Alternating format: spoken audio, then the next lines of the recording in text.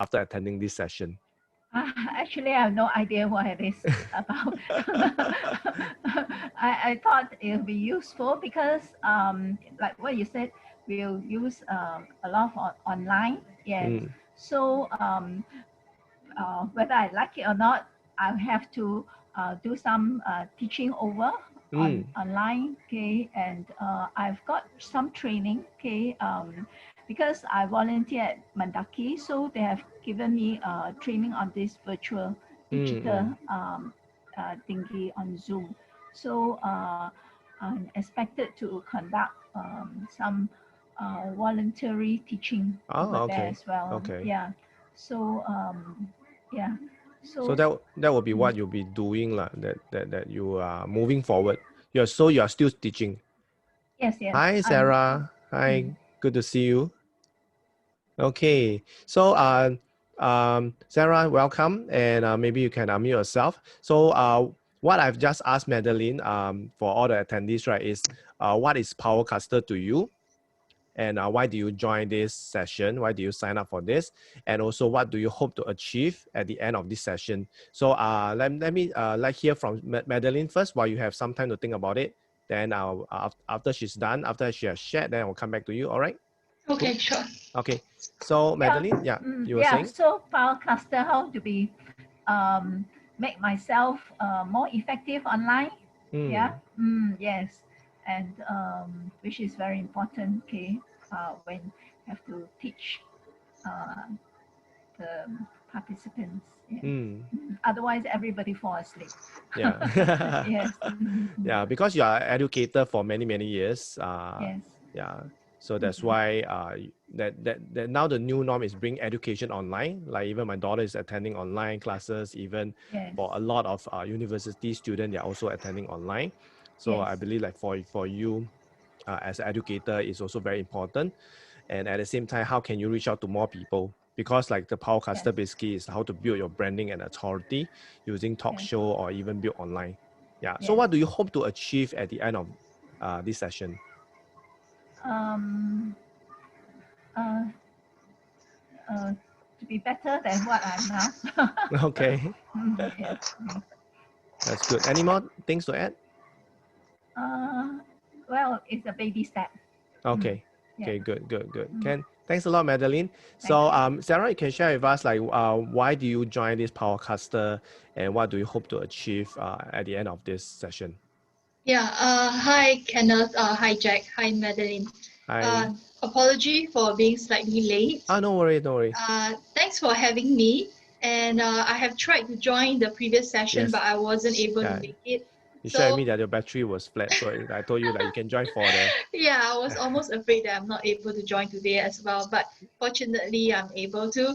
Thank Because you, thank you. yeah, I just managed to see the email that Mm. is email reminder about webcast. And I thought, okay, my appointment got cancelled, Oh, okay. so I'm available, and the timing is just nice. Mm. So yeah, I'm very happy to be here.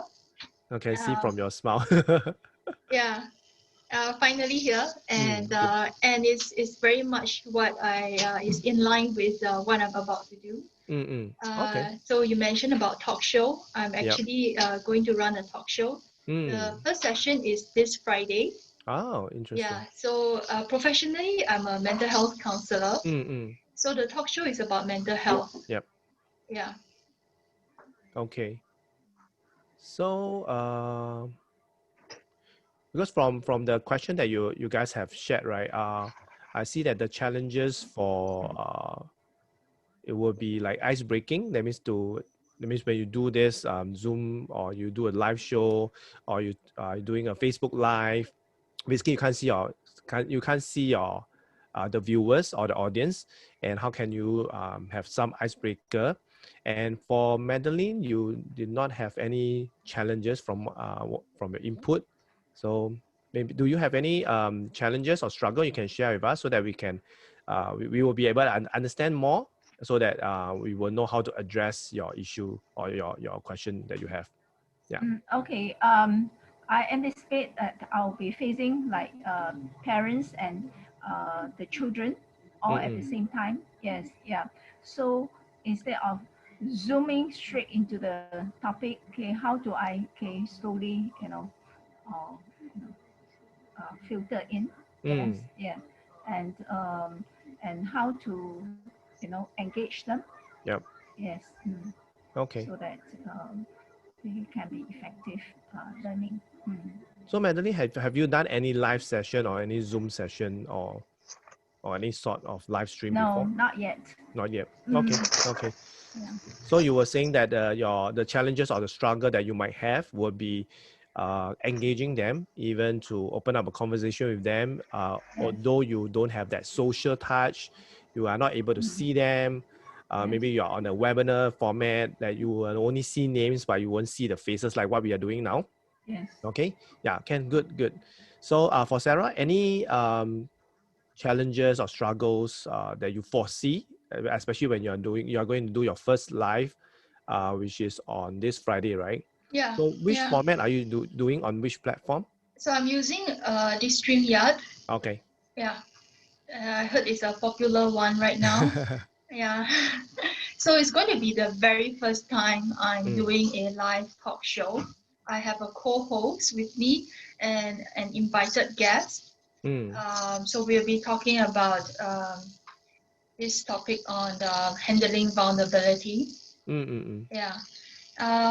The foreseeable challenges, like what Madeline has mentioned, is on audience engagement. mm, So I had a dry run on StreamYard, and I understand that I will see all the comments, mm, and then we pick on what comments we want to add, mm. like to highlight on our Okay. screen itself. So I think Mm, that's very useful. But one of the concern I have is on YouTube Live mm, and on Facebook Live. Actually, everyone can see everybody's comment.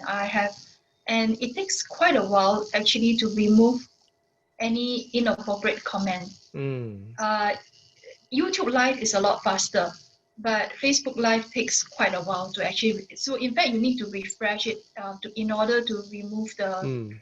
the inappropriate comment. So Okay. that is a concern I have. Okay. So just a question.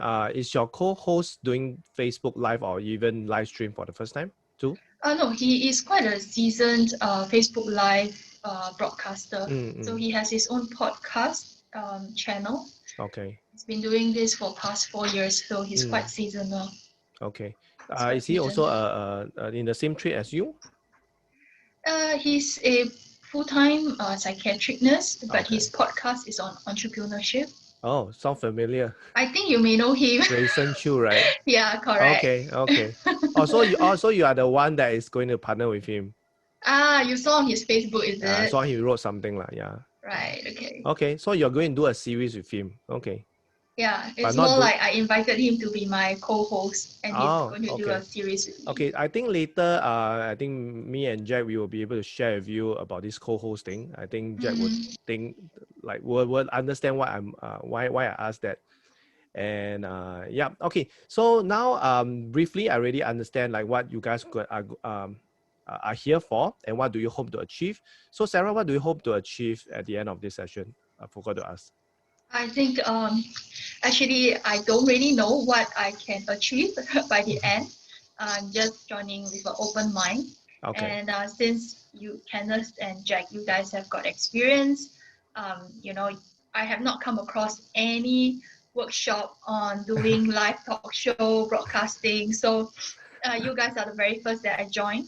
Mm, And really, there are not many people doing this. So I really appreciate what you guys are doing. okay. Just coming in with an open mind to hear you guys. Good. Wow. And that is also the reason why Powercaster was formed. Like you mentioned, there wasn't anyone that's doing this, or even a preview, or even a workshop or program. So how does this whole Powercaster comes about? Is because ever since the lockdown, ever since the circuit breaker, every one of us are trying, even business owners, trainers, coaches, even event producers, we are trying to go online. We wanted to find ways and means to really engage. And that's where, for me, if you know a bit about me, I have my book, which is Mother Industrialist, Perfecting the Balance Between Motherhood and Business Success. So in the past 3 years, I have been running my own Facebook live show on a weekly basis, interviewing mompreneurs from all around the world. So I've been doing it, and to date, I've done 80 episodes on a weekly basis. And because of these circuit breakers, I have friends coming to me asking me, "Hey, Kenneth, I want to start a Facebook Live, but I do not know how." They start asking me questions. I start to give them tips and advice, and the number of people coming to me increases over time.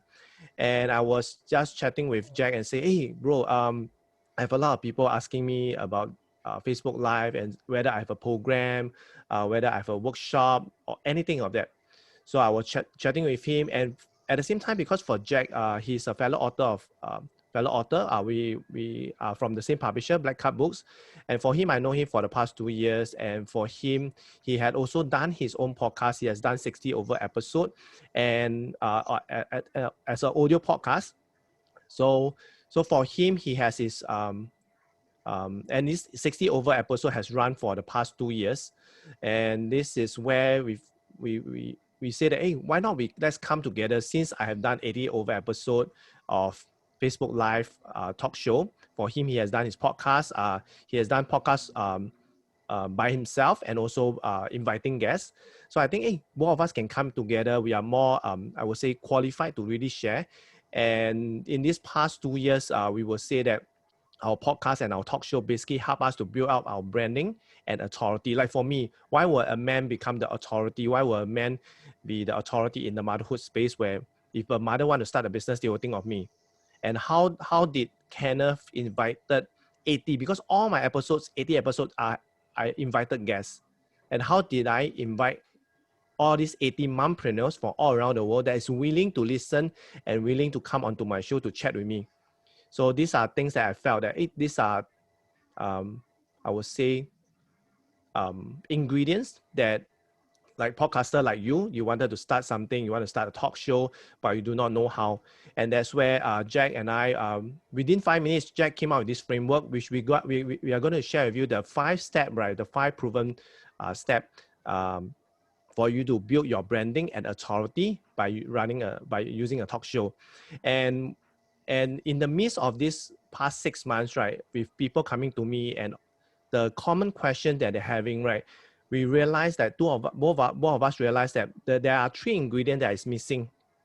There are 3 ingredients that is missing in them creating their talk show. Okay, so later Jack will touch on this 5-step and what is this whole Powercaster all about, and what is the 3 missing ingredients that people are lacking of, and why they are not able to do consistent talk show, even to do a long-lasting talk show in the past 2 years or so. Because let me ask both of you, if you have come over, if you have watched some of the talk show, is there any talk show that after a while you don't see the host interviewing, or the host just stops suddenly, and you never hear the talk show anymore? Any similar experience, Sarah or Madeline?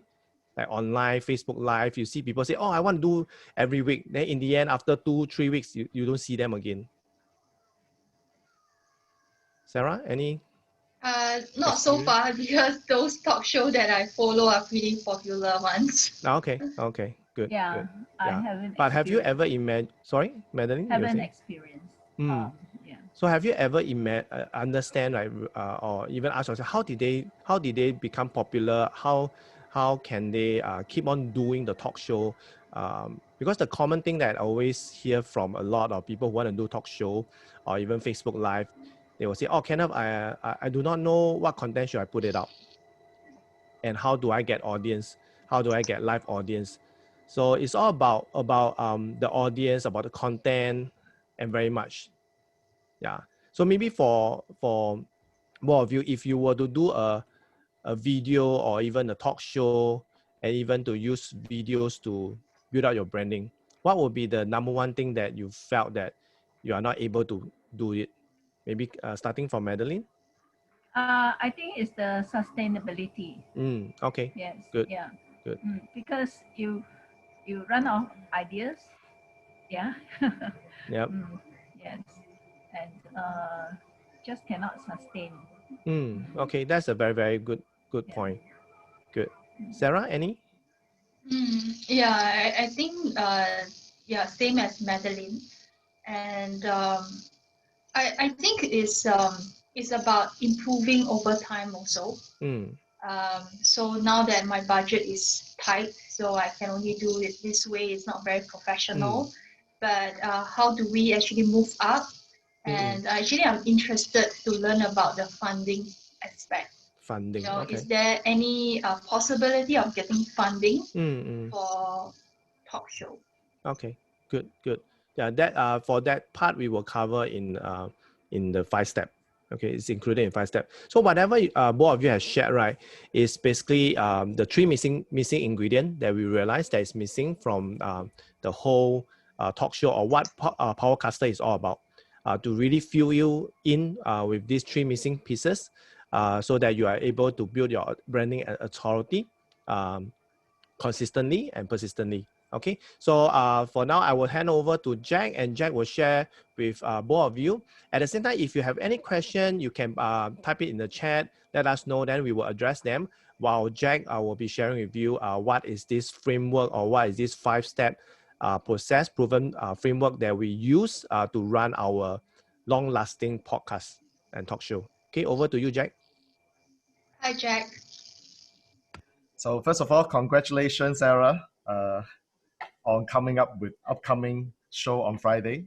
Yeah. I know it's a very big deal, especially it's like looking at the child is being born. Okay, my God, how is he going to look like? How is he, like, a lot of concern. I understand. Yeah, When I definitely. first did my podcast very first time back in 2017, I had the same question.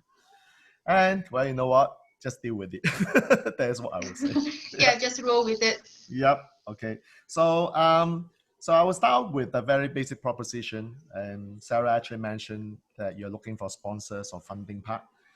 Let's not just look at funding or support. Right? Let's hope that everybody has the same idea, that is to be able to monetize it. So I just call it profit. So the end game is to monetize the show. Now, there are 2 ways to think about monetizing the show, because number one is, of course, you can actually make money by doing the show. However, what I like to suggest to everyone is, well, there's always a bigger pot of money from the show, but not actually monetized through the show. There's a bigger thing at the back. I would call this, what is the whole end game of doing this show? Because at the end, you could have like big package, like coaches have packages, consultant has their programs, speakers, trainers have all their offers.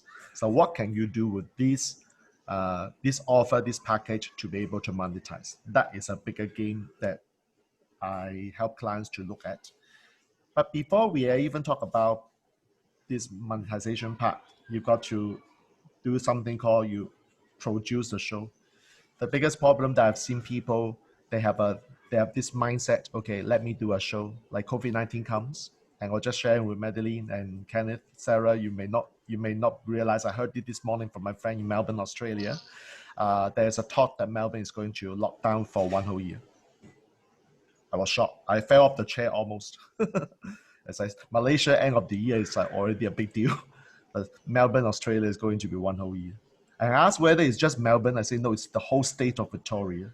That's the scary part. So coming back, why am I saying this is that because the mindset is, okay, I'm locked down. I don't know what to do. So since there are people doing talk show, maybe I will just do it. So this doing it part comes into play, produce. So long as I produce a show, then logically I should be able to make money from that. I mean, that is very natural. I would say that's logical. You don't produce a show, forget about monetization. Money doesn't come from the sky just like that. Okay? So then I heard Madeline said, well, one of the concerns you have is, okay, at times you may run out of contents, run out of ideas, and perhaps you are not able to continue the show. And in this world, Kenneth, the reason why Kenneth asked the question about, like, have you seen some not so popular one? Of course, popular one, like the number one in our podcast world is Johnny Dumas. Like that guy actually run the podcast show 3 times a day. That's how crazy he is. But he is already the number one in the podcasting world. And I'm not him, so I can't do the same. So I said, well, what can I do in order to become number one? The word is being consistent. How are you being consistent in doing your show? Because it is just treated like a TV program. You know, every week, this time the show will be there. And some people are looking forward to the show, stay in front of TV, ready to press the button and watch. Like, you want to get people to be habitual that way. So you need to be consistent. And the other thing is that at the very beginning of your journey, like, you may not have any results. Like, you may be doing, but how come you have people say to you, well, I don't know you have a show. Huh? I have a show, or how come you don't know? Or you are doing a show but nobody watches. Okay, so therefore, some people might then say, hey, you know what? I don't think talk show is something that I can do. Maybe I will look for something else. So I want to introduce this term called being persistent. Like, at the initial of your journey, what if nothing happens?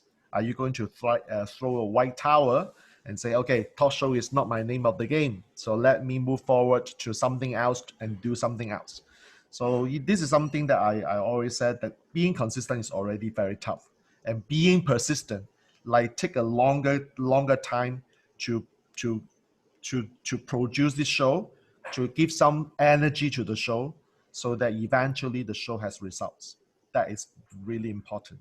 So under this theme, how can we help our students to be able to achieve the consistency and persistency through Powercaster? Well, we have these three missing pieces that we can look into. So I'm going to talk about these three missing pieces. Number one, you got to start preparing for this first. It's just like pregnancy. Some people have shotgun marriage. Some people are preparing for the marriage. Prepare and plan, which is the second thing. They always come together because these two things are more of the left brain dominant people's strength, because you can produce a show. However, you can produce shows aimlessly, and at the end of the day, it goes nowhere. However, what happens is that in terms of preparation and planning, when they come together, these two things come together, what happens is that now you have a direction, you know an end game, you know your objective of doing this show. And at the same time, you will then be able to stay focused on what are the topics that you can produce, you can discuss, or you can even do it in terms of the talk show. So the preparation and plannings are very important. And you don't want to do a show every day. Being in Powercaster, we don't encourage that. It's not because you have plenty of time or don't have the time. It's because doing a show every day requires huge amount of energy and teamwork. I don't believe that we can run a talk show by ourselves every single day. That is something that I don't believe. Why? Because you need the leverage, you need the teamwork. So this is the part whereby you want to plan ahead. How many shows do you do? Once a week, twice a week? At least you make a plan for that. And then the next thing is that, do you run like what Kenneth does? Kenneth does a show Monday night, 10 p.m. So he has to be there. And sometimes his guests play him out. There was one time a few weeks ago, the guest at the last hour said, I cannot come. And he panicked. He didn't know what to do suddenly. So that is his style. My podcast, on the other hand, I did it in 2 months for the whole year's podcast show. So I actually learned from one of the very successful podcasters this method, and I put it to me. And then in these 2 months, one record I did was 6 interviews on one single day.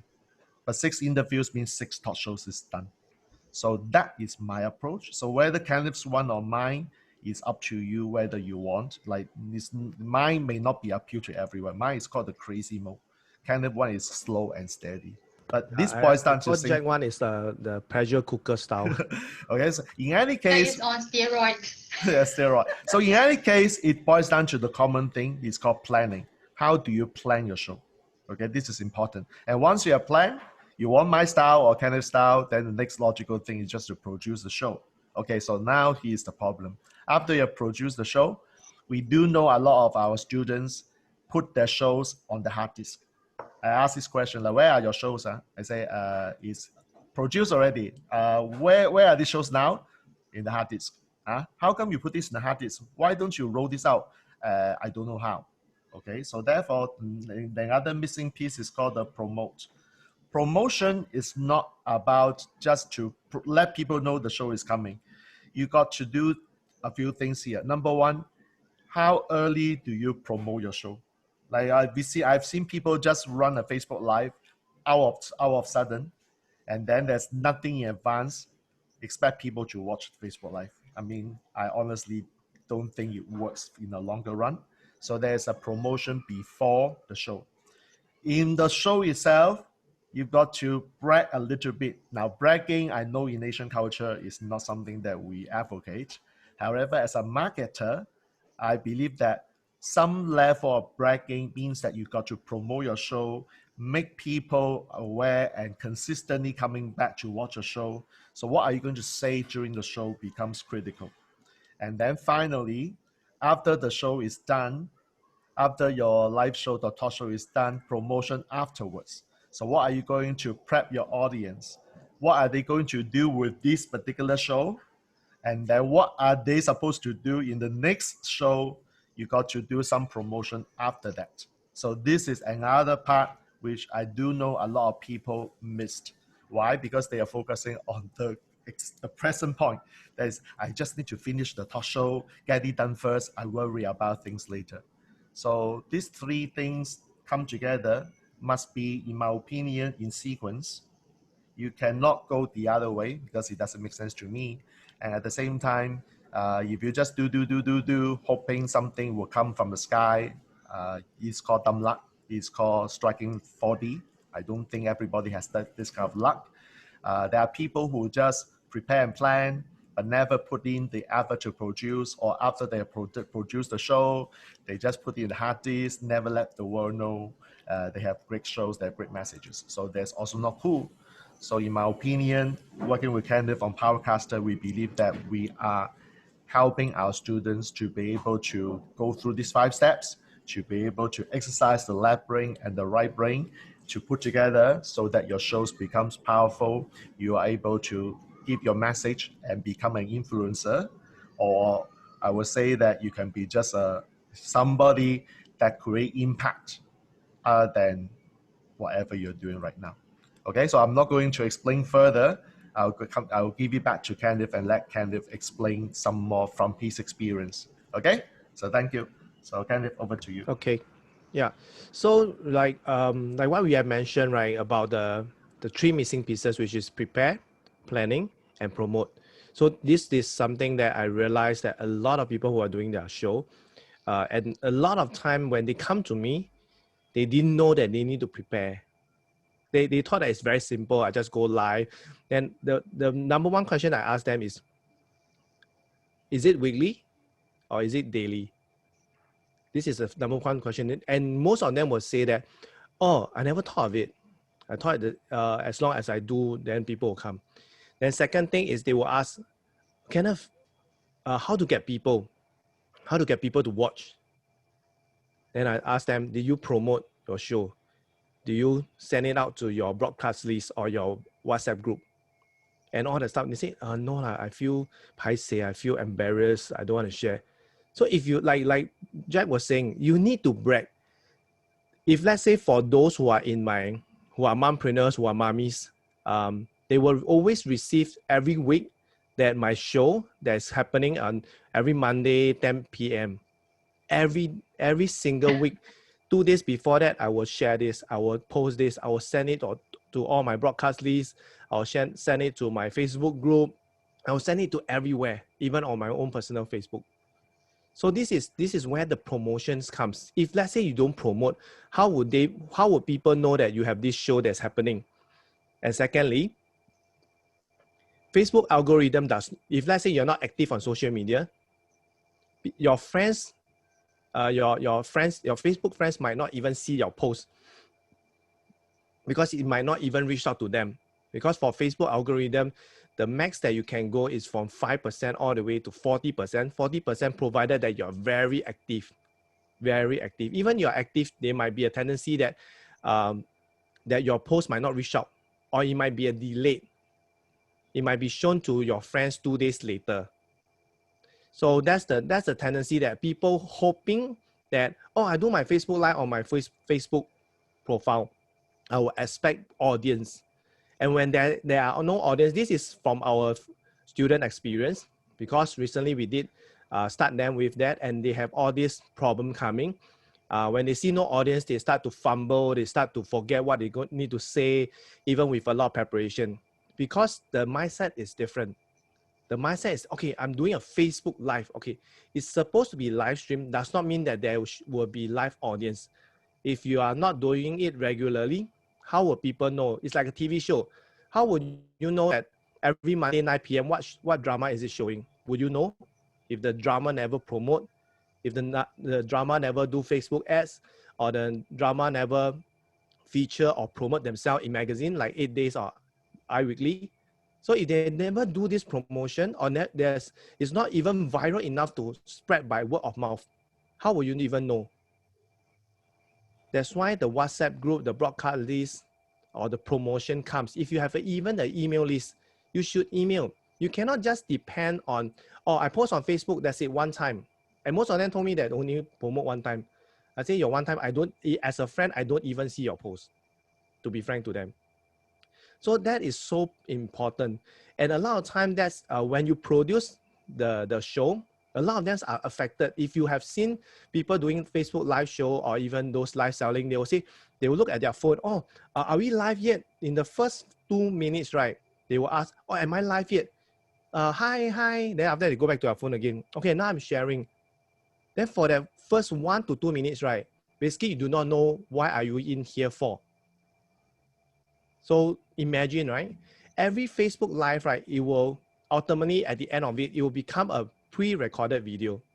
And all this pre-recorded video imagine, right? If let's say, Sarah, you are going to do your Facebook Live, okay? Then after that, oh, 9 p.m. I cannot. Okay, maybe after that, 10 p.m. then I can watch. And I come over, I watch your replay. And your first 2 minutes, right? I see you, going on live, talking to your co-host. Hey, are we live yet? Okay, wait. Okay, go. So imagine the first 1 to 2 minutes, right? Or even the first 30 seconds, I really turn off already. I really feel, wow, it's a waste of time. I do not know why am I here. Then we will leave. That's why a lot of our students come back to us. Hey, how come we do not have a lot of views even after replay? I say, you watch your first 1 minute. What do you do? Then put yourself as the one watching the replay. How would you feel? Oh, I do not know what am I in for. Yeah, precisely. That's why the producing part, there's another set of things that you need to do, which there's a lot of what I call the don'ts. Okay, so this is very much on the promote part. So, but the promote and also produce. But the promote part, right? Imagine you didn't promote at all. How would you have live audience? And if you have live audience, then it will kind of boost your morale or maybe your self-esteem. But it should not be the key thing. Okay, so having said that, going back to prepare and planning, like initially when I first started my show 3 years ago, I planned to do it twice a week. And I was so shocked by the amount of time I need to prepare. My whole week was gone. Every show, I need at least 3 days to plan. And this is something I always share with people who wanted to do a talk show involving guests. At least have 10 guests on your list that is confirmed that will be coming onto your show. For my case, it's every week. So for the next 6 weeks or 10 weeks, I would have 10 guests on my list already that have said, okay, Kenneth, every Monday. Okay? So the tendency of me missing out, like Jack was sharing, the one that played me out, and that was the only one out of my 80 episode, that was one and only. And but because of all the preparation that I've done, imagine I've done 10, right? In between, maybe the number 5 or number 6 say, okay, I cannot make it. I can bring the number 9 and 10 forward. So this is where the preparation comes. That is also something that most people are not doing, because they invite guests as it goes.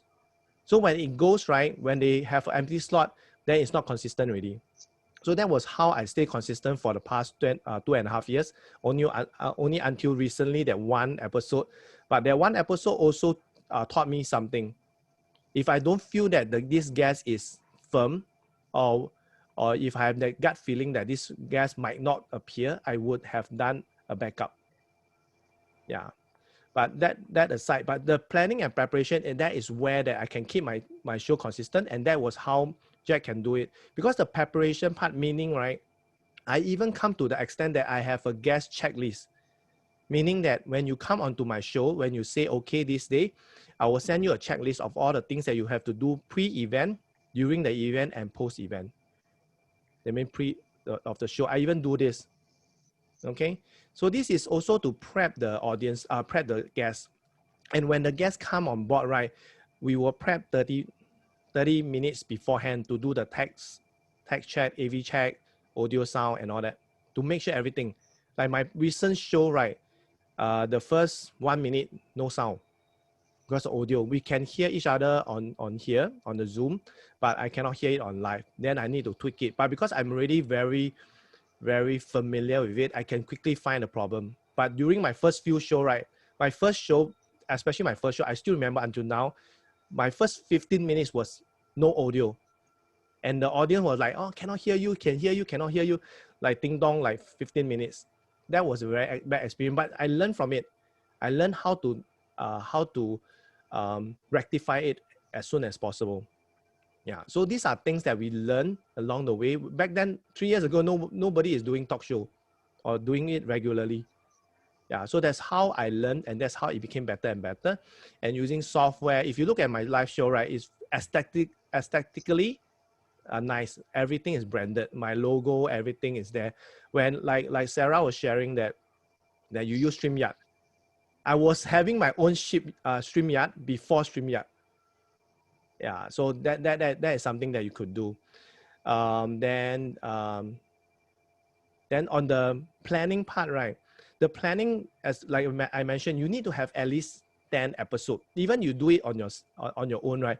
You need to have at least 10 episodes to start out with 10 content. Okay.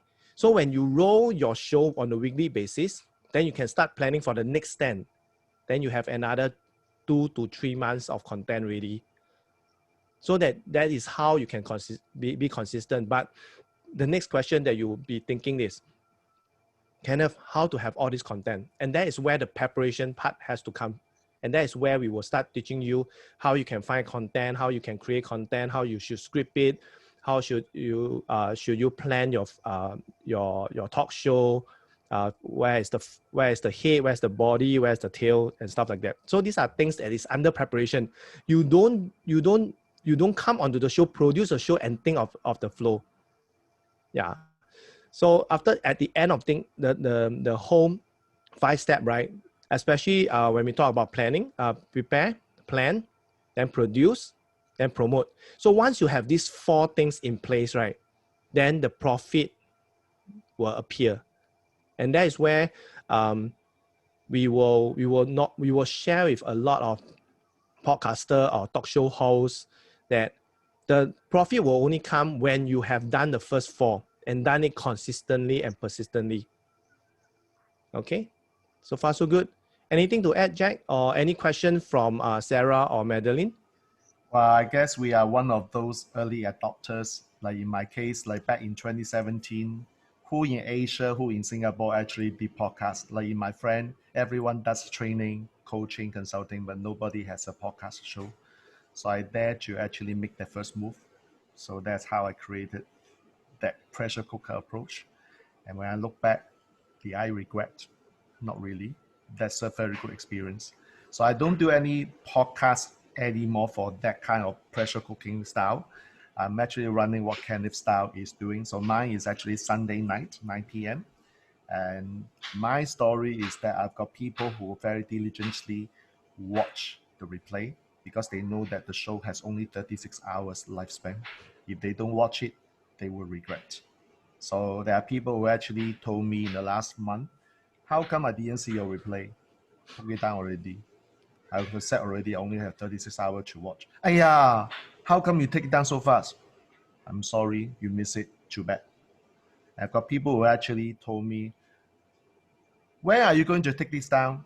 I say 12 p.m. Tuesday law.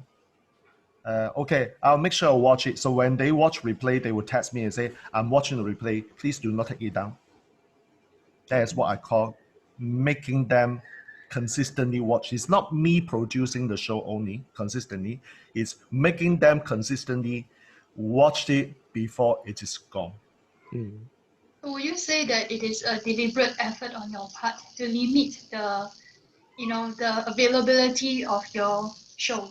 Yep. Recorded? This is the reason why when you design your show, if the value of your show is very high, if you're, we don't nowadays, we don't call it perceived value, because perceived value is something that is outdated.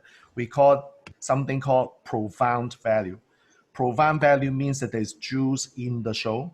And when you give them a lifespan, which is limited, people feel, I'm not here pressurizing them, but the key concept is they need to make the effort, show the commitment to watch it, to learn, and to stay in touch with me. So that is another part of how you can build your brand and build your own community for that show, with that show. So there's another technique that I use. You work for me very well because I've been in this market for a long time. Excuse me. Madeline? Yeah. Okay, I've watched this from US. There are a lot of master series. Yes. And instead of like weekly or or daily, they have it daily, over say 3 days or 5 days. And per day they have you know, minimum 2 speakers, maximum like 5 speakers. Yeah. And they do it all one shot, and they Virtual have Summit. yes summit, yes. Yep. And they give like 48 hours of viewing, and after that, okay, you have to pay for the free access. Yeah. So is this one of the strategy of Power Broadcaster? You can do that, but that is a virtual summit. It is a Yeah. totally different animal. It's different. It's Yes, totally different. So totally virtual different. summit, just imagine you are going for a multi-speakers conference. In Singapore, Success Resources used to run something called National Achievers Congress, which is once a year in Singapore, once a year in Malaysia, and different parts of the world once a year, where they do 2 days or 1 day with multiple speakers on stage. Every 90 minutes, sell you something, sell you something, sell you something. That is the kind of multi-speakers conference you are talking about. Instead of doing this live, they do it virtually. So when it's done virtually, the name for that is called Virtual Summit. It's a very sexy name, VS. Yes. Yep. In the States, they are very Not in the state. Even all over. I have just done one virtual summit in June. 5,000 people, 5 countries, 4 languages, translating at the same time. Yeah. I've just done one in June, 5,000 people. Yep. 3 days. We have got about 1, 2, 3, 4, 5, 6, 7, 8, 9, 10, 11, 12, 13, 14, 15, 16, 17. About 20 speakers. 3 days. Yep. I'm one of them also. And I also sell. Sorry, I can't help. That's the whole point. That's the whole point. I'm a closer, so wherever I speak, I sell all the time. Yeah. Oh, so it's a different thing from a weekly. No. Yeah, it's different. It's That a one, ball yeah, game. that one is very much like an event. But for Powercaster, is basically is your own. We would say digital assets, or you're building your branding and authority online. Very much on that. But definitely, the virtual summit is your kind of what we call the profit. Is one of the profit part. But you need to build your brand big enough that people know what you're doing. Like what Madeline, other than me, does Jack know what you're doing? Does Sarah know what you're doing? So that's where you need to build out your branding. Even like for Sarah. So does a lot of people know that Sarah is into mental education, on even helping people with mental wellness and all that stuff. That's a lot of people know. So that's where Powercaster basically is to help you to create your branding and build your authority using talk show. But when we say talk show, it's more like what we call content creation or video marketing. But we call it talk show, meaning that there's consistent. Because if you look at even in US, there's like Ellen DeGeneres, there's Oprah Winfrey, they have their own shows. They have on a weekly basis. and it's called talk show. They can talk anything under the sun, anything that happens, but it's all driving their own branding. Like Oprah Winfrey is more of women empowerment. Ellen DeGeneres is more about fun, like unexpected surprises, very giving, a lot of things. So every talk show has its own what you call it, uniqueness. So like for mine is me, a man interviewing mompreneurs. So that is my talk show, and it's called Mompreneur Space Live Show. And for the name itself, you know that I'm interviewing mompreneurs. And people will be thinking, hey, why is a man doing that? And we have interviewed 80 mompreneurs. Like now, right? If I go out, introduce myself, I say that I'm an author, speaker, and also a podcaster, that I've done 80 episodes interviewing mompreneurs from all around the world. And the end, people will not ask, hey, Kenneth, why is a man doing this? But if a man has interviewed 80 mompreneurs all around the world, that says it. The branding, the authority. I don't have to keep on justifying why am I the authority, why am I not, why am I this and that, because I've done the talk show. Yeah. So imagine like Madeline, if let's say for you as an educator, if you have interviewed 80 teachers, does it make you as a very top authority in teaching or education? Or even you interview professors, you invite them onto your show. So it could be. Like even for Sarah, if Sarah has interviewed a lot of different patients or even specialists in mental wellness, so if she has done 80 episodes, people will look up to her. Like that's why now if I walk out, if I see a mom saw me, say, hey, Kenneth, you look very familiar. I say, yeah, you might have seen my show interviewing mompreneurs. Oh yeah, I saw you interviewing this influencer or whoever. Yeah, so that's the thing. But it doesn't come overnight. You just have to build consistently. That's why a lot of people thinking of having this branding, that means the tip of the iceberg, but they are not going to do the work, which is where we mentioned the 3 missing pieces. They are not willing to do that. Or they think, oh, so hard, Kenneth. Because this is not our first Powercaster virtual preview. This is, I think, the number 6 or number 7 really. Kind of lost track. Yeah. So yeah, it's not easy. now, definitely it's not easy, but that's why we are here to really guide you. Like we know that the 3 missing pieces, and we have done 60, 80 episodes, and if we want to, we can continue to do it. So that's where we know that, okay, these are the 3 missing pieces, and we know we have this proven 5 steps that we can teach you that will cut short that learning curve. But the key thing is whether are you committed? Are you committed to even do this talk show? And that's where before I talk about talk show, about all these 5 steps, right? My number 1 question for both of you is why are you even doing this talk show, or why are you even building this branding and authority in whatever market that you want to be in? So this is something that maybe I can hear from you guys, like why. If you don't have the answer, it's okay. You can think about it, like why. I think for Sarah, since you are jumping onto the show, this is I think just now we talked about you are going to co-host with Rayson, right? For the talk show. So my first question is his target audience and your target audience the same? That's a good question.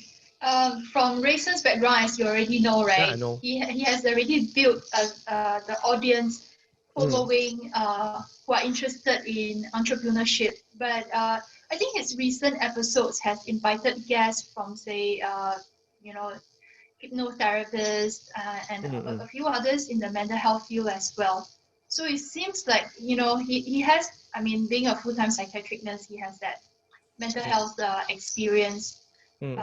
So he has what it takes to actually do a talk show. That's one of the reasons that attracted me to invite him, because there aren't that many seasoned podcaster who has that mental health background. So yeah. Okay. Then my next question is, why make him a co-host than a guest? He has, I think one thing I'm leveraging on, because he already have the experience and I don't have the experience, right? This is my first time. Okay, when you and say the second thing is that he has already a kind of reputation, a branding already. Mm-mm. So it's easier to promote the talk show with him on board. Okay. In that case, right? I think me and Jack, we will agree on this. Is that it doesn't matter whether you have brand. Precisely, if you have no brand, you have no reputation, and that's where this talk show you should do by yourself. Like for me and Jack, for me, a man interviewing mompreneurs, that was from zero. Why? And Jack, for him, he's just, back then before the podcast, he's just an author, speaker, but he can do it because we know the ways of how you can invite guests. Yeah, just talk. Yeah, but there are really steps. So in that case, when you say you leverage, okay, how long can you leverage? And just now I asked you the first question, are your target audience and his target audience the same? And this is the number one thing that a lot of starters or even podcasters or talk show hosts, they start off thinking that they want to leverage. But the thing is, if you do not know who are you targeting for your show, your own show, then what makes you think that their target audience is your target audience? But why would you think that? I mean, if I can clarify, why do you think that our target audience would be different? Okay, you see, example, as a marketer, because I run my own digital marketing agency, so I always ask, okay, who are your target audience? For example, let me ask you, who are your target audience? Anyone interested in mental health? Okay, that is one thing that but when we you are want focusing more on the millennials if you are talking about the age group. Okay, Yeah. so that is still very and of course, generic. being in Singapore, the target starts from Singapore. But in the future, hopefully we don't put in too much Singlish in our talk show such that people from other parts of the world won't really understand what we are talking about. But I think it's good to actually strike a balance in being a Singaporean and being able to reach out to the regional audience. Yeah. Okay. To answer that about the Singlish and the English and whatever, if you have watched my 80 episode, right, I would say half of them are not locals. Or more than half of them are not locals. And they can accept our English. And if you hear from Jack, right, Jack has a unique accent. Later, you're talking about your audience, or you're talking about audience. your audience? Half of them are non-Singaporean. Yeah. Right. Yeah, that's not surprising actually, and that's one of the consideration why I think it's important to balance in terms of Singapore culture and being an Southeast Asian and also global citizen over there. Sarah, this is speaking for experience about the balance. If you haven't not start, you will not, you don't have to think about that balance. Because if you think about balance, then you are not creating your own brand. Why do I say that? Every brand speaks for itself. Every brand is unique. Whether my English come with the Singapore accent, some people say, oh, Kenneth, you sound like Singaporean. Yeah, I'm Singaporean, that's why I sound Singaporean. And that is me. And the way I interview my mompreneurs is very different from Rayson interviewing his guests. Rayson interviewed me before. So his style, my style is different. Everybody's style is different, but there's no right or wrong. You appeal to your target audience. So the key thing is, who are your target audience to start off with? Like you say that anybody that is interested in mental wellness, but the problem is, how will people be interested when you have not even started creating that awareness? And if you say anybody, means that you are serving everyone. When in marketing terms, when you serve everyone, you want to serve everyone, you serve no one, especially when you are starting from limited resources, especially from you, maybe with a laptop, with the webcam, with a simple earpiece mic, that's all. And with simple editing software, it will be limited. And maybe you yourself because you have no team at all. Like for me, I have a team to repurpose that. That's where we can promotion and all that. So, and repurpose the content. So for you, to start off with, like I guess it's good to have that overall vision of why you want to do this show. But the key thing is the target audience. You really need to streamline. Example, it should be as detailed as they are 35 to 45 years old, women, married with 2 kids. They are working mothers. They're trying to start a business, but they could not start. Or they are mompreneurs who already started business from in about 2 to 3 years, still struggling, trying to balance it. So at the end of the day, they are a mompreneur trying to juggle both family and business. So that is my target audience, and specifically into their age, into their lifestyle. What do they prefer? Are they tech savvy? Even into the extreme. Yeah, I know what you're talking about, Kenneth. I mean, coming from your digital marketing background, if you want to market to a digital marketing and you are able to narrow down the specifics of the target audience that you are looking for, then it's a lot easier to reach that group of people. But that is, I mean, presuppose that there is a budget for digital marketing. No, I don't have. I never start with any budget. Did you do like any marketing for your podcast? No. So how do you actually get people to listen to you? Organic. When you say about leverage, right? But how do you get these organic people who actually fit your specifics? Okay, first thing, I'm a man. Okay, I'm a man, right? So I need to interview mompreneurs, right? To make me the authority, right? Okay, so the mompreneurs will have audience that are mothers, right? So how do I bring audience? Is leveraging on them. Because I'm an author, I'm a podcaster, I'm interviewing them. Then they come onto my show, share their story. And that is where the vision casting is very important. Like how do I sell the guests to come on board is, okay, as you know that, like for you, let's say you are a mompreneur, you already balance both motherhood and business. And back then, before you even start the business, you are struggling. And I believe that you know of a lot of friends that's out there is mothers that are struggling. And for you, you found a way for you to build a business, and now you have the best of both worlds. Wouldn't it be good for a lot of mothers who were like you before? They watch this show, they hear your story, and I believe you want to share your story to a lot more mothers, that you could empower them with the knowledge and skills to be like you. That's why they come on.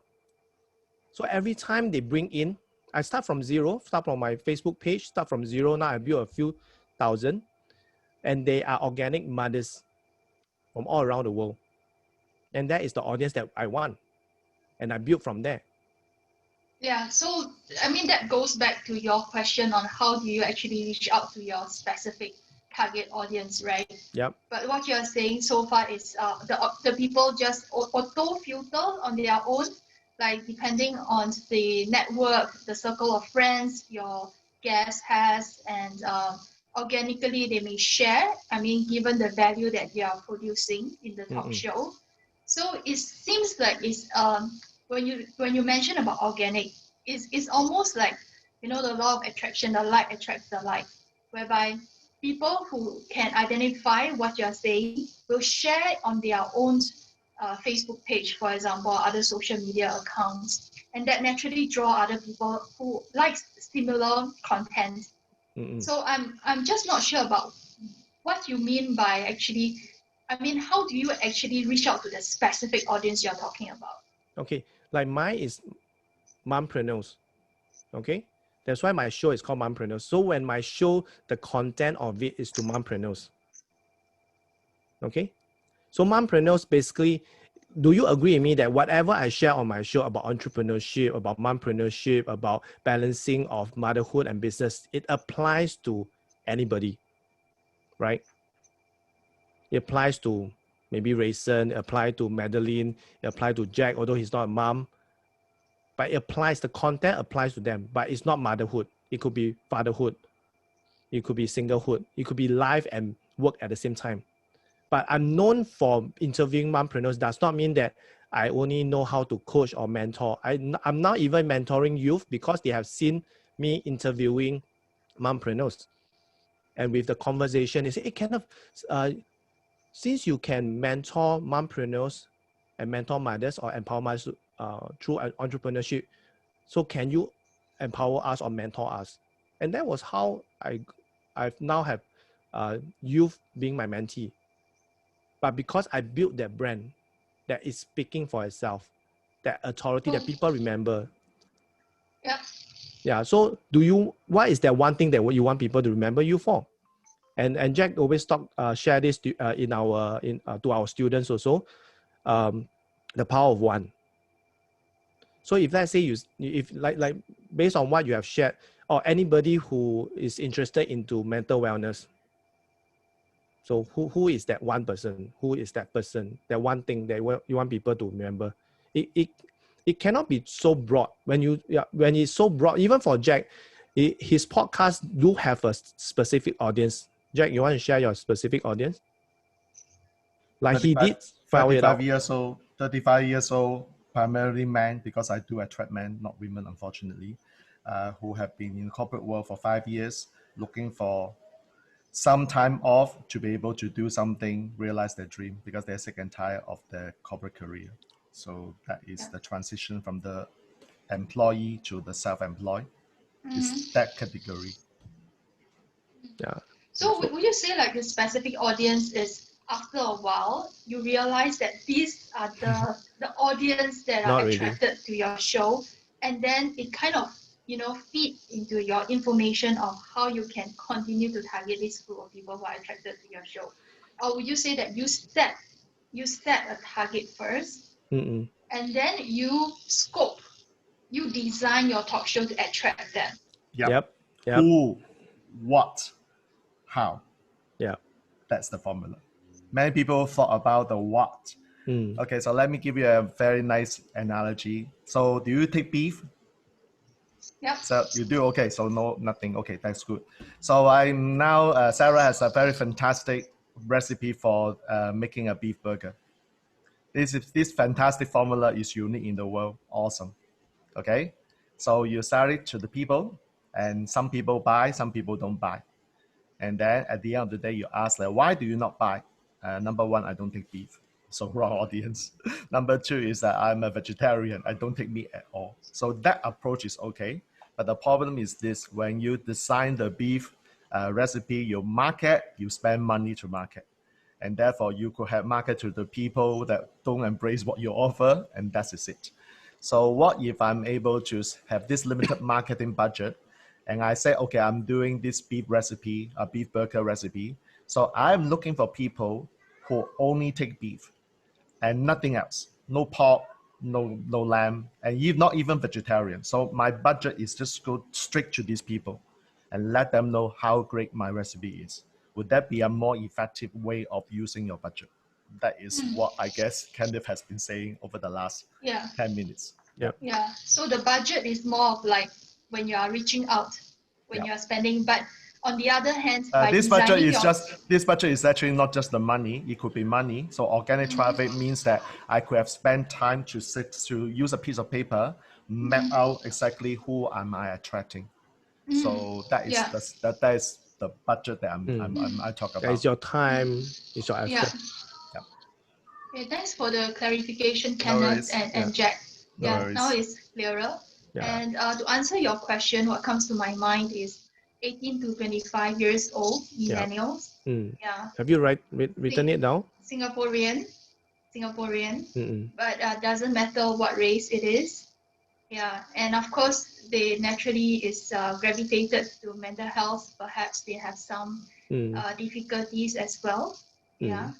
So, I guess rather than saying gravitated, no one will just naturally gravitate towards mental wellness or that. I would say I think that you could put it in another angle, which is what are their pain points? Why would they need mental wellness? Why would they need to know more about mental wellness? Why do I say that? Because me and Jack now we are the Singapore TikTok education content creator. So if you know TikTok, generally they are from 18 to 35 years old. About 50% of them are 18 from 35 years old. So we do have a lot of so-called the audience, or what we call the people that comments. Most of them are youths around the age group that you mentioned. And if you come with that approach that attracting them to mental wellness it will not, because they will not know that they need to. That's why you need to bring the pinpoints to them. Example, recently I talked about emotional. 3 reasons why you are feeling emotional. Then after that, I do out the 3 points or 3 reasons and stuff like that. So for me, I do daily tips to share with them, like what are the reasons, 3 ways to do this, 3 reasons, 3 things and stuff like that. So a lot of them be commenting like they are very stressed over homework. So that could be one angle that you could promote to talk on. That is their pinpoint, like too much homework, too much pressure from family and friends and school. Yeah, rather than gravitate towards that. Like no one will just agree or want to, or no one, I would say no one will naturally know that they need mental wellness. Yeah. Or they need So to know. what you're saying, if I'm hearing it correctly, is not so much them making an effort to actually find me, but it's more of how I make an effort to find them. Yeah. To make it easy for them to find me. Yeah. Because you need to address the pinpoint that they're facing, rather than telling them what you are, rather than telling them what you are and what you handle, then what you can help them to solve. Yeah. Yeah. So that would be the angle that that means 18 to 25 facing pressure, stress, heartbreaks, whatever stuff that is leading to bad mental wellness or whatever. Yeah, got it. Yeah, so you'll be better on that lah. So that could be able to help you streamline to specific problem, or maybe the top three mental wellness problem, or even what do you call that, illness, mental illness. Then what are the top 3? Then you break it down so that it's easy for you to address. Example, I might do a talk show on just purely depression, different stage of depression, or maybe talk about anger, talk about frustration, then talk about depression, different stages. Then I will address people who are depressed. Yeah. So these are just different ideas, but just throwing out to you to have a better picture of how to craft out your target audience. So this is where we come in from, what we call the preparation. Then after that, how you're going to plan out your content. Like I mentioned, you prepare all this data, all this research, all these findings. Then how are you going to plan your content out for the next 8 to 12 weeks, for example, next 2 to 3 months. Yeah. So this is where like whatever that we're asking you, right, will be whatever that we'll be asking our student in our program, in the Powercaster program. That is a lot of things. That's why the preparation and planning, right, is a lot of work, a lot of commitment. If you are really serious, that's why in the beginning I also talk about why are you even doing this? Like for me, the reason why I'm doing this is because the end game for me is to create awareness for my book, which is Mother Industrialist. But I've created enough awareness about my book. Now I'm creating another awareness for my upcoming project, I would say, which is Mompreneur Space. That's why I rebranded my show from Mother Industrialist live show to Mompreneur Space live show. So that's the reason why I rebrand it, because I have another project that's upcoming. Yeah. So this is something that you have to think about. What is your end game for this? Rather than thinking of how you're going to monetize it, what is your end game for this? Yeah. So even for Madeline, what is your end game for you branding yourself, marketing yourself, or even do online classes? What is the end game for you? Because a lot of time I see a lot of people doing talk show for the sake of doing, because people are doing, and that kind of, I'm very concerned because your time could be well spent on other things than doing this talk show. But there's a whole lot reason of you why you need to do this. If like for Sarah, you want to advocate mental wellness, to this group of people. Yeah. So I that, think, yeah. Sorry, you were saying? sorry. Yeah. So yeah, when you talk about end game, right, and you actually kind of question whether profit is the reason, is that the end game? I guess Yeah. for some people that can be the end game. Mm-mm. But and I don't think there is any need to actually discount that, because different stroke for different Mm-mm. folks. Yep. But as for me, like you have mentioned just now, is mental health advocacy, to give information out to the public, to actually Mm-mm. empower individuals and to uplift the psychological well-being in society and the wider society outside of Singapore as Yep. well. But the byproduct of it is, of course, that is to build my brand, my Mm-mm. personal branding, as well as my company's branding. Mm-mm. Yeah. So that would be the other more so like byproduct, not so much like the end goal of it. Yep. So I suppose what I'm aligning is more towards a cause rather than an individual benefit. Yep. Good. That is something that I how should I put it? I wouldn't say I'm hoping to hear or I'm looking forward. Yeah. Because for me, I'm a I would say I advocate lah. Advocate for mental or even emotional wellness. Yeah. Because for me, I've been through depression. So I've been on a healing journey for the past 2 years plus. Yeah. And because of my story, it helped a lot of people to get out of it and to be aware that they are in that. And even Jack, he is also trained in other aspects that can help people in depression. Okay, yeah. So that is. Can I invite both of you then? I'm a certified hypnotherapist. I'm a five pather from National Guild Oh, of right, I see. Hypnotherapists. Hypnotherapy, yeah. NGH. I did another one. I did the School of London. Yeah. Clinical. You see what Kenneth said, the power of one concept. Like I do this because this is not my brand.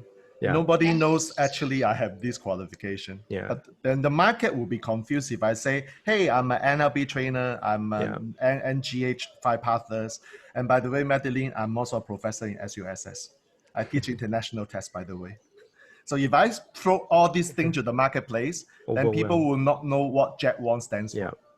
So that is why I kind of talk about, okay, you only want the market to remember you for one thing. When they get to know you, okay, this is the trainer's mindset. when you bring them to your room, you can do anything you want. But until then, they're still outside, they're still on the fence. Correct. You don't confuse them by saying, I can do this, I can do that. Why, you know what, these qualifications? That's not the name of the game. Yeah. Okay. Yeah. So this is which is good that you have this end game, which is the why you are doing this. Definitely not for your own reason, not for your own, definitely a bit lah, I would say, but the key motivator will be coming from the advocacy in mental wellness, in achieving that awareness, because it has to start from someone. Like for me, why am I advocating mompreneurship?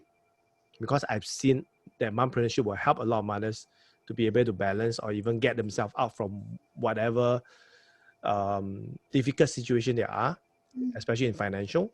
Yeah. So Madeline, you have any end game for your effort in building your brand or market your brand?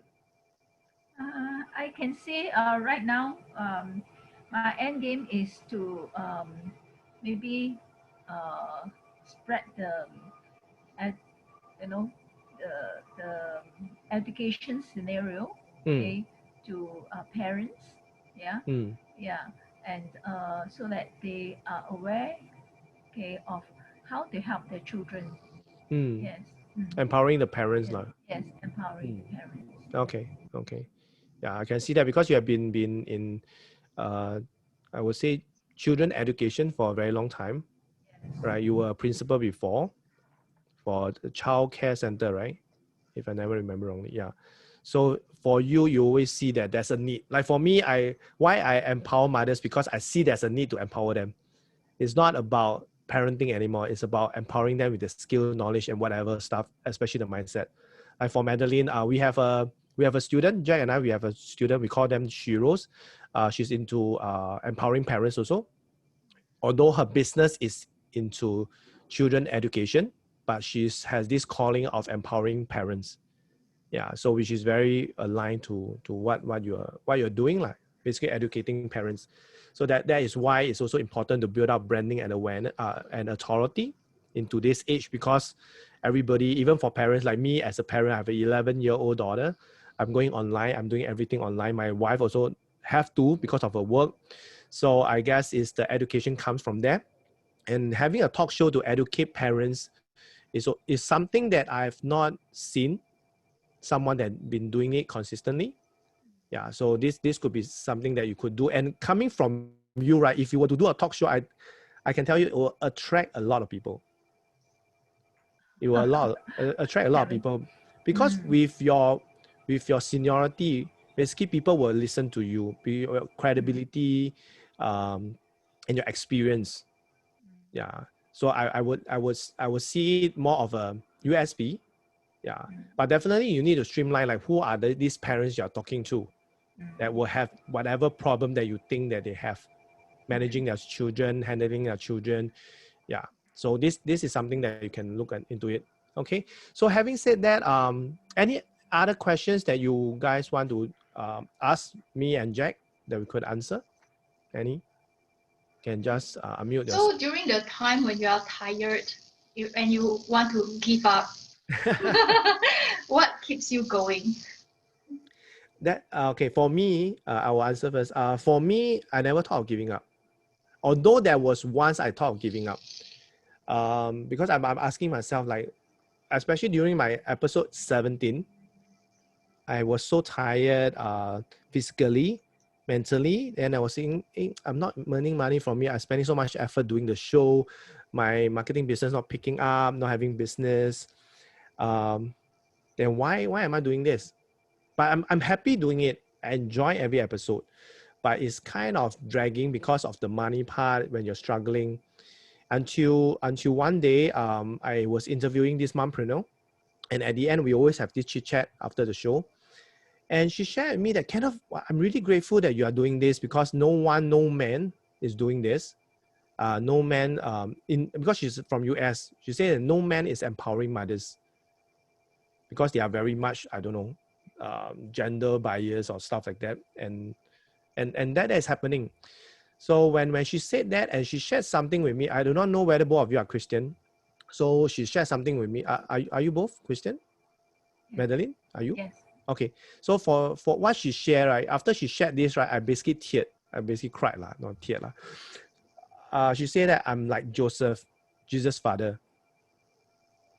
So she said that I'm creating this space for mothers. There's a safe space, like how Joseph created that space for Mary.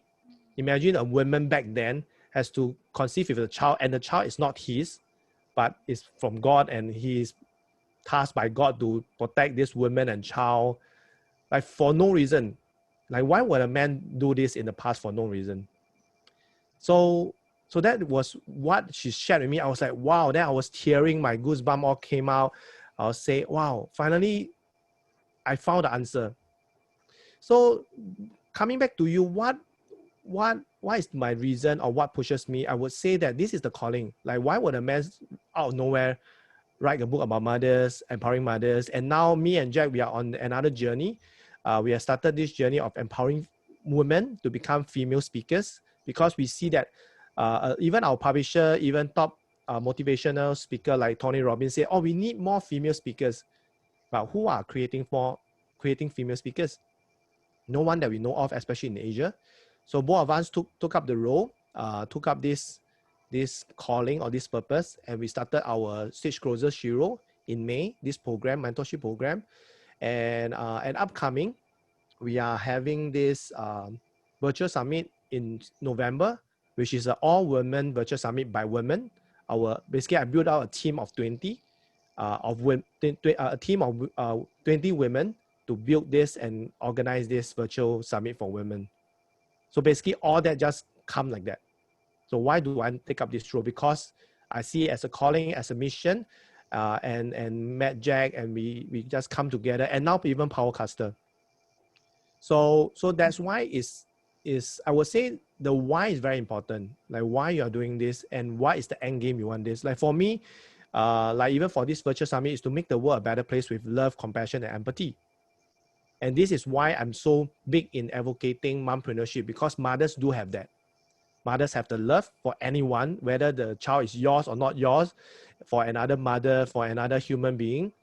And the compassion, we don't have to say, empathy, and female leaders. We are seeing a lot of female leaders that are stepping up now. So that's why we see that it's time to change the world by changing the mindset, then to change the world.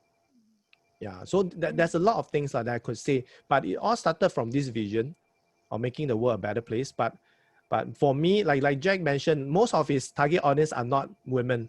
And because of me, he one step into this women community. This first was the mommy community, then now with the women community. Yeah, so all we can say that is our destiny or purpose or mission in life, and that is what drives me. And that's why from that 17th episode, I have ended my season 4 at 80. Why I ended, part of the reason because of this virtual summit. I'm going to be very busy, and at the same time, it's like a break from the season. So after this virtual summit, definitely I will continue on my mompreneurship live show. Yeah. So to answer to your question, basically this is, I see it as a calling. There's a huge purpose because I'm a Catholic. I believe that I'm meant to do something to the world. I'm the chosen one. You can put it in that way lah. More cliche, like I'm the chosen one. Yeah. So that's my reason. Yeah. I hope that answer your question. Thanks. Maybe Thanks for for Jack. your very personal sharing. Jack, Yeah, any? lovely sharing. Me, I am a lazy guy. I mean, Okay. who is not lazy? I don't know. I'm lazy guy.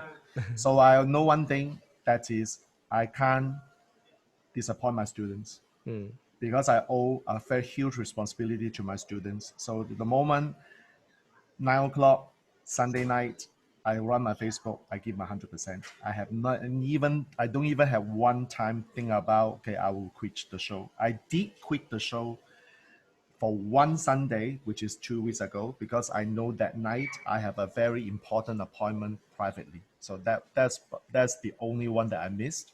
Having said that, I resume, I continue because my students are waiting for the show. So if your mindset is, okay, it's not about you now, it's about other people. yeah. That is really drives you Correct. continue doing what you do. Like I can choose not to do it, but my students will be disappointed. My Yeah. students will say, Jack, you're not okay. And something that kind of demonstrated very well is like we are a bunch of people who walk our talk. Like I subscribe to the concept called I don't teach you theory. If I have not done any podcast, if I have not done any Facebook Live the way I do it, I won't even do this Powercaster with Yeah. Kenneth Chu. So we believe one thing, that is we have to demonstrate our experience by walking our talk.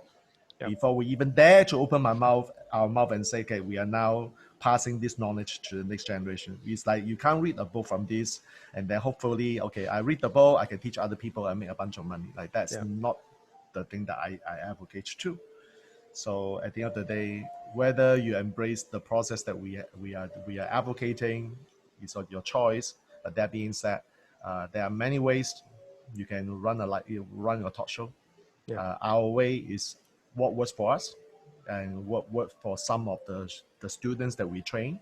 So that is what I feel like saying. Okay. Okay. Yeah. Thanks, Jack. Madeline need to go, so I just do a quick wrap up. So basically, the Powercaster, right? If you are interested, is a 6-month mentorship program. So every month we will work with you on the specific 5 steps, depending on what are the 5 steps that you're lacking of. That because maybe Madeline is more stronger in producing, then we will work less on the produce part. Then we work on the preparation and planning.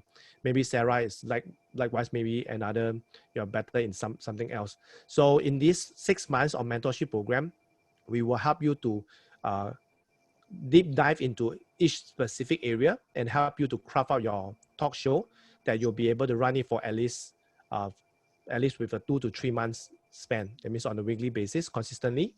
And every month we will have one mastermind, meaning that we will gather all the students to come on one full day to really tackle certain area. Let's say for this first session will be preparation. So prep one. So prep one, what are we going to do? What are the things you need to prep? What are the research you need to do? So after this full day mastermind, right, we will give you assignment for you to do, really like homework you really need to do. And some of them are really a real life homework, meaning that you need to put this out onto social media, need to put this out to this and that, or even create a video, whatever that is individual for you. Maybe Sarah need to create more videos, then maybe Madeline donate, and different approach. So that is where every month we will have one session on that full day with everyone coming on board as what we call the collective learning. At the same time, in that month, we will have one virtual Q&A, meaning that after you have complete the mastermind, you will definitely have assignment. Along the way, you have questions, and that's where we will address in this virtual Q&A. So minimum about 2 hours, we'll gather everyone, all the students, and do this Q&A. You have any question? If not, then at the same time, we will do some teachings. Depending on what problem you guys are facing, then we will teach, we will share so that everybody in that class will be able to learn. So this will continue for the 6 months, addressing different parts. At any point of time, if you are doing your show, it will be good so that you're on the job, you're learning, you're executing, and every month during the masterminds, we are addressing the real problem that you're facing. For example, like Sarah may be saying that, oh, how to engage with them, or I've done my show. So me and Jerry will look at your show. Okay, what are the things you need to improve? Then we can share with you. Then your next show will be much better. So you get better and better. And what are the things that you are facing, then we will teach you along the way. So it's really practical and customized for each and individual.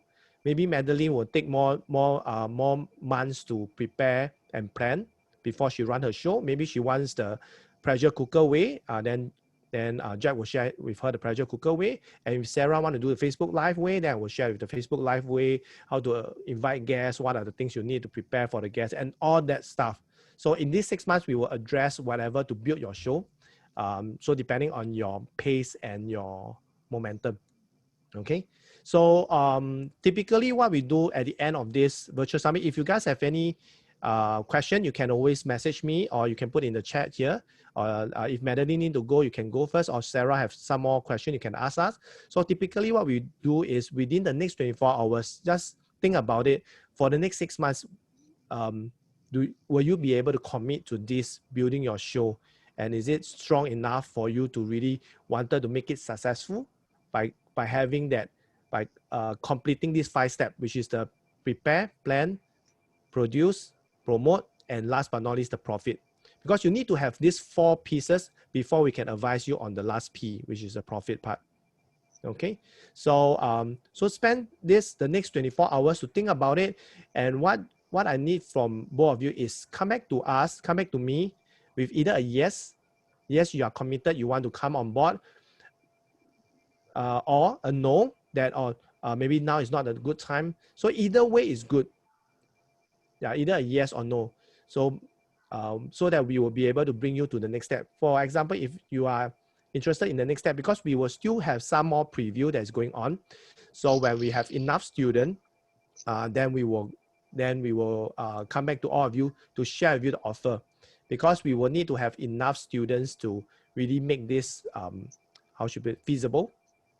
That's why we are running all this virtual preview, because like I mentioned to both of you in the beginning, it all started from people asking me questions and advice until I said, hey, why not we do a program out of this, and so that we can cater to the needs. So currently we have 3 students. So we're looking for another 5 more in our next. We have another 5 more previews of the in this month. Yeah. So just what's your cost? Sorry? What's your cost? Okay, the cost depends on the number of students we have.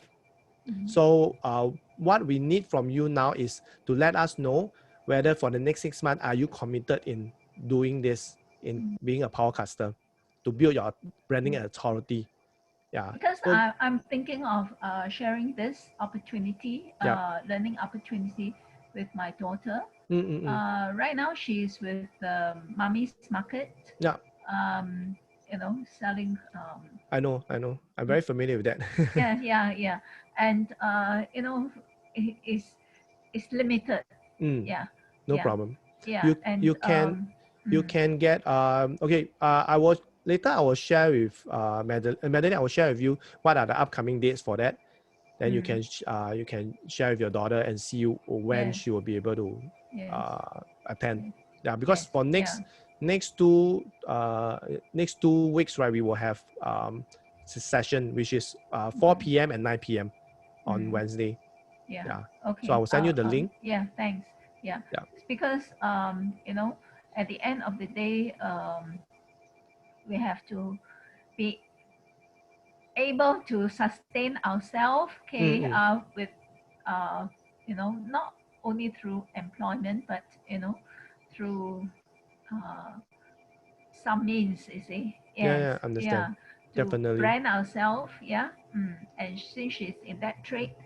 And I think it is a good one, you see. Yeah. Yeah.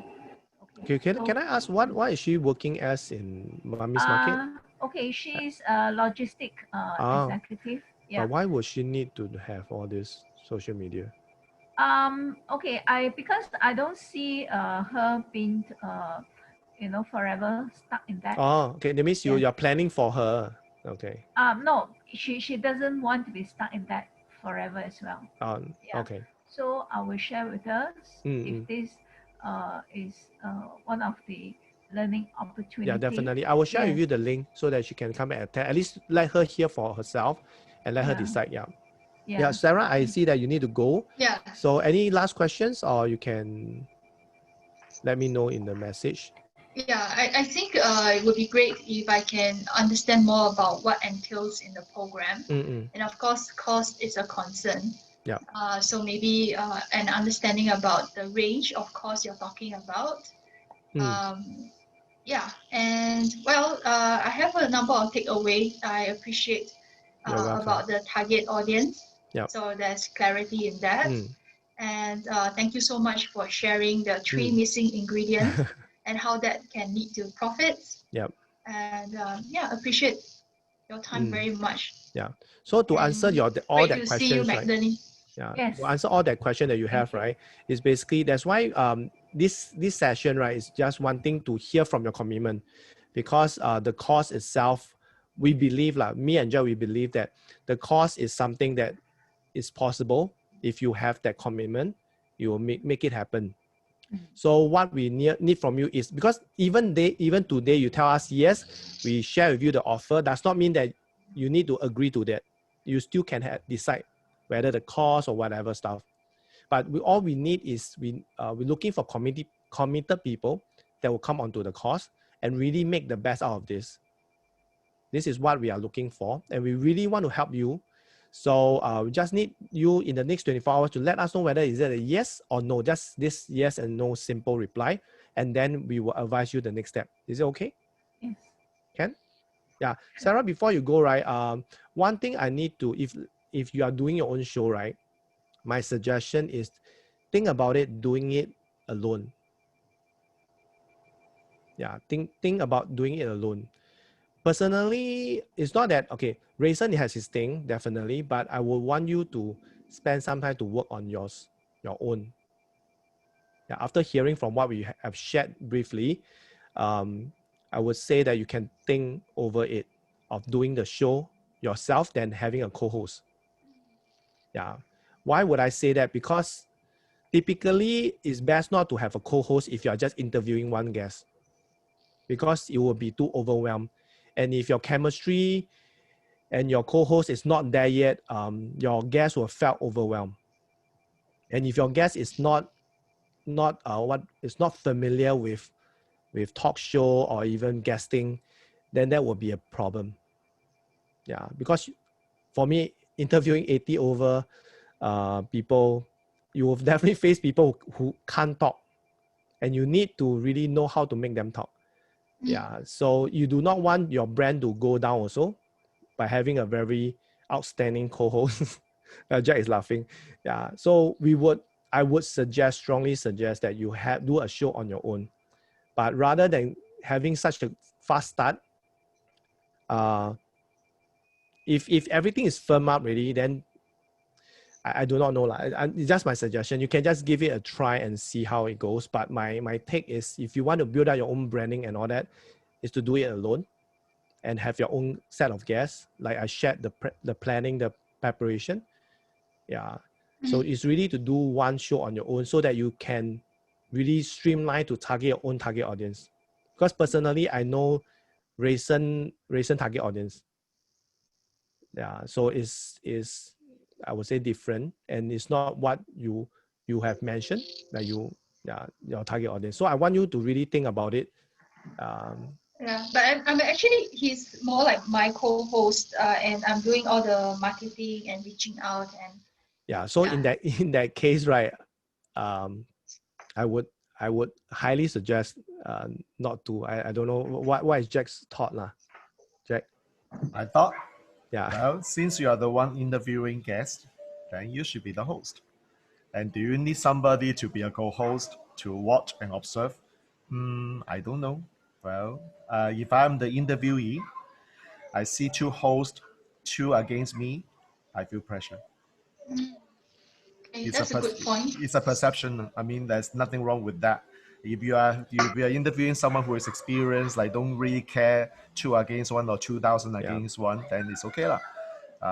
Unfortunately, while I was laughing just now, because there are guests who really cannot talk. Yeah. Just because that they see was two. one of my thinking. If the guests cannot talk, me and Rayson will keep talking. Yeah, but then because you're doing StreamYard, that means you are doing it live, and people are watching you guys. Like it's not something that's pre-recorded. So that becomes a challenge lah. Yeah, and anyway, that is just my suggestion and our take. Especially when you're talking about mental wellness and topics about that, I feel that one-to-one is more intimate, and even for the audience view, and even you are using StreamYard, if you do it 3, it will chop off. Yeah, it will. Yeah, this is what I want to share lah. Yeah, actually quite interesting. You guys have this idea of just me doing the talk show. Why not? Why not? Actually, I'm open to just doing the talk show on my own as well. Exactly. Yeah. That should be the case. Yeah. It's your show. I'm totally open to it. Yeah. I guess there's pros and cons either way. Personally, I see more pros than cons. Huh? More pros than more cons. pros of you doing it alone than cons. Yeah. Right. Yeah. Because okay, this is something very important about branding. You do not want to share your branding. Especially you wanted to achieve what you want to achieve. Because what you want to achieve and what Rayson want to achieve does not align. From what I'm seeing lah. Because I'm seeing him doing it for quite some time. Yeah, so that's what I can share. I don't want to share too much lah. Yeah, but, I guess it's just we have to give this a try lah. So well, you can put it at free on Friday night 9 p.m. Sorry, 9 p.m. Yeah, there will be a recorded session as well. Then we will know for sure how it's going to work.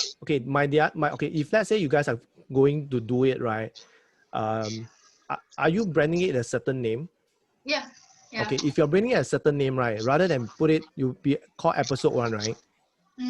Okay, don't name it episode 1 if possible. Or I don't know whether you have done your marketing lah, but anyway, branding it as a special episode. That means it's not inside your mainstream. This is coming from branding lah, coming from marketing.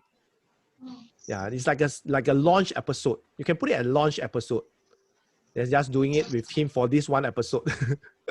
Okay. Like a launch episode. Rather than call it like your mainstream episode. Right. You can have this co-host like for the first time. Yeah. Then subsequently, then you think about it. Yeah. Okay. My take and Jack's take is it's better for you to do it alone. Thanks so much. I really appreciate. Because if you want to make it sustainable, right, it's best to do it alone. Yeah, because there's so much work. If let's say you are the one doing all the marketing and all that, then why have a co-host? frankly speaking, there's no leverage and it's okay. When how should I put it? Like Jack mentioned, if let's say you are offering beef and the person is not taking beef or cannot take beef, then that is not leverage already. I do not want to leverage on the vegetarian industry or audience because I'm selling beef. Yeah, so I think I don't know whether it's a good analogy, but I hope you get the point. Yeah. So I rather you find those people that really love beef so much, beef lover, than rather find people like chicken, like beef so only, but I'm still a beef lover. Yeah, that's where we are driving at the power of one. Yeah, and you being the one host. Yeah, that's why even for us as authors, right, we don't like to be called co-authors because it defeats the purpose. Because when you can write the book by yourself, you can brand the book by yourself. Why you need to co-author? There's no leverage at all. And this leverage is what people perceive as leverage. But in the end, right, like Jack mentioned, he can do a lot of things, but he just wants people to remember him for as a trainer, as a mentor, or what he wants people to remember him for. Yeah. Like I call myself a mompreneur mentor. I want people to remember me as that because that is what I want. But I can be a mentor to a lot of other people like youth or whoever. But I want people to remember. But I can do a lot of things. There's a lot of things that on my hand that I can do. Yeah, I mean, I'm even an event producer, but I do not want to brand myself as an event producer. I know. So many things we can all do, right? Yeah, but the thing is, you need people to remember you for doing one thing, because there's only one thing that people can remember about you. Yeah, and you want that to happen to you also. Yeah. Yeah. Hey guys, I really need to go already. No problem. Thanks a lot. I appreciate. I get in touch with you guys again. I hear from you. Thank you. Take care. Thanks, Sarah. Okay, Thank you. bye. Bye.